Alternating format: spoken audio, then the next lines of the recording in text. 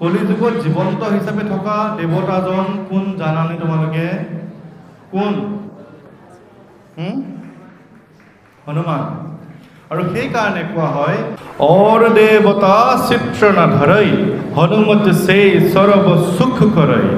আৰু কোনো দেৱ দেৱতাৰ চিত্ৰ না ধৰই, চিত্ৰখন না ধৰই মানে চিত্ৰখন তুমি নধৰিলেও হ'ব। হনুমত সেই সৰ্ব সুখ কৰই, হনুমানজীৰ পৰাই তোমালোকে জীৱনৰ সকলো ধৰণৰ সুখ পাবা। ইয়াৰ কাৰণ এইটোৱে যে কলিযুগত তেওঁ বৰ্তমান আমাৰ মাজত আছে, জীয়াই আছে। আৰু এই যে কলিযুগত তেখেত জীয়াই থাকিব লাগিব, সেই জীয়াই থাকিবৰ কাৰণে তেখেতক বৰদান দি থৈছিলে। কোনে বৰ দি থৈছিলে তোমালোকে জানানে? সীতা মায়ে তেখেতক বৰ দি থৈছিলে। যেতিয়া তেওঁ হনুমানজী গৈ সীতাক লংকাত প্ৰৱেশ কৰি সীতাক উদ্ধাৰ কৰিব পাৰিছিলে, সীতাক বিচাৰি উলিয়াইছিলে, তেতিয়া সীতা মায়ে তেখেতক বৰ দি থৈছিলে যে তুমি অমৰ হৈ থাকিব লাগিব।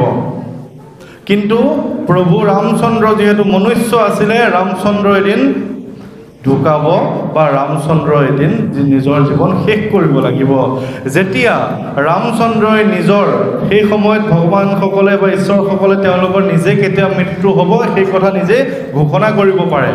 যেতিয়া ৰামচন্দ্ৰই নিজৰ সমাধিৰ কথা, নিজৰ মৃত্যুৰ কথা হনুমানৰ আগত প্ৰকাশ কৰিলে, তেতিয়া হনুমানজী সকলোতকৈ বেছি দুখী হ'ল যে মোৰ প্ৰভু, মই যাক খুব বেছি বিশ্বাস কৰোঁ, যাক মই ভক্তি কৰোঁ, তেখেত যিহেতু জীয়াই নাথাকে, তেখেতে নিজৰ সমাধিৰ দিন ঘোষণা কৰিলে, তেনেহ'লে মইনো জীয়াই থাকি কি কৰিম?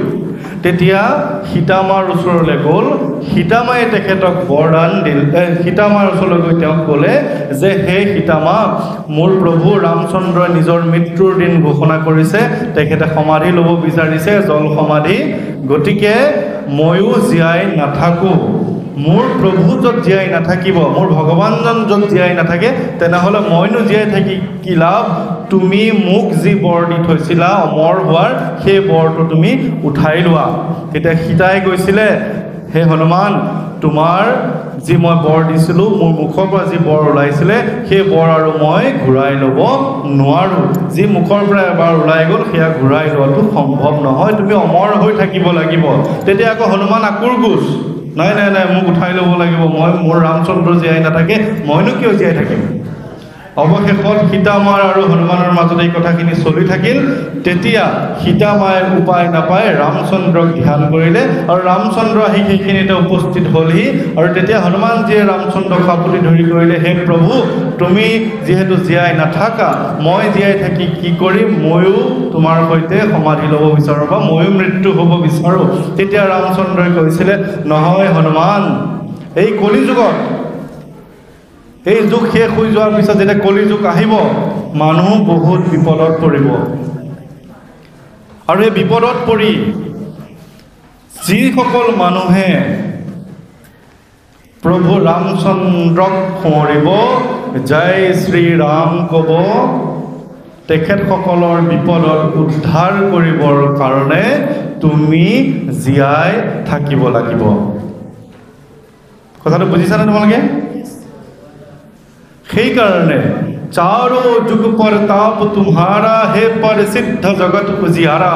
এই চাৰিও যুগত হনুমানজী জীয়াই আছে। আমাৰ কলি যুগত তেওঁ জীয়াই আছে। তোমালোকৰ বিপদত জয় শ্ৰীৰাম ক'বা, হনুমানজীৰ নাম ল'বা। এই ৰামচন্দ্ৰই তেখেতক যে কৈ থৈছিলে, বিপদ আপদত পৰিলে তোমালোকক উদ্ধাৰ কৰিব, তোমালোকক তেওঁলোকে উদ্ধাৰ কৰিব। এই অসমতো বহুত বেছি প্ৰমাণ আছে, যি বিপদত পৰিও, বহুবাৰ দুৰ্ঘটনা হৈও, গাড়ী বাগৰি গৈও জয় শ্ৰীৰাম শব্দটো কোৱাৰ পিছত তেওঁলোকে উদ্ধাৰ পোৱা বহুত এক্সাম্পলছ আছে, সেইখিনি মই জানো। গতিকে তোমালোকে কেৱল তেখেতক ধ্যান কৰি থাকিবা, তেখেতে তোমালোকক বিভিন্ন সময়ত উদ্ধাৰ কৰিব।